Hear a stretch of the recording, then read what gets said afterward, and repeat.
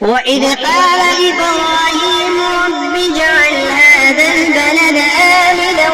واجنبني وبني أن نعبد الأصنام رب إنهن أضللن كثيرا من الناس فمن تبعني فإنه مني ومن عصاني فإنك غفور رحيم ربنا إني أسكنت من ذريتي بواد غير ذي زرع عند بيتك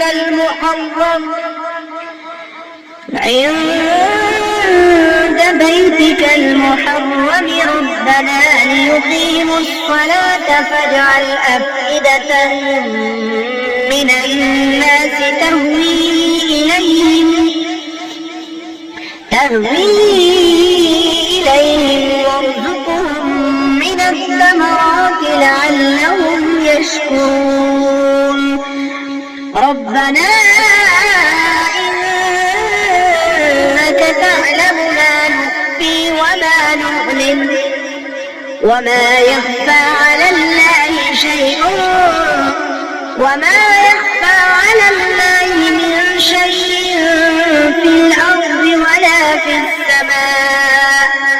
الحمد لله الذي وهب لي على الكبر إسماعيل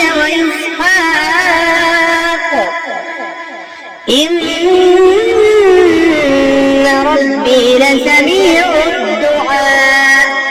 رب اجعلني مقيم الصلاة ومن ذريتي ربنا وتقبل دعاء ربنا اغفر لي ولوالدي وللمؤمنين يوم يقوم الحساب ولا تحسبن الله غافلا عما يعمل الظالمون إنما يؤخرهم ليوم تشخص فيه الأبصار مهطعين مقنعي رؤوسهم لا يرتد إليهم طرفهم وأفئدتهم هواء وأنذر الناس يوم يأتيهم العذاب فيقول الذين ظلموا ربنا أخرنا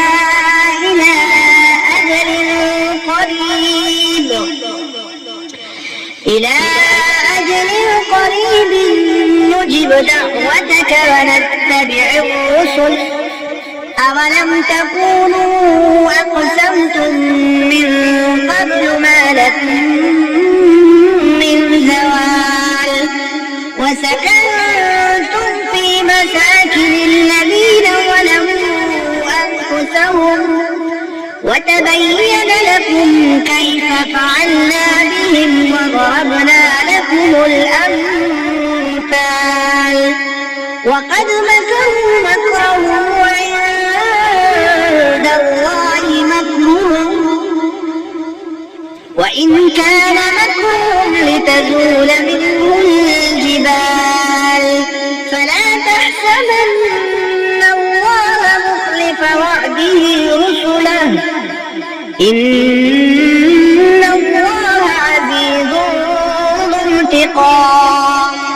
يوم تبدل الأرض غير الأرض والسماوات وبرزوا لله الواحد القهار وترى المجرمين يومئذ مقرنين في الأسفار سرابيلهم من قطران وتغشى وجوههم النار ليجزي الله كل نفس ما كسبت إن الله سريع الحساب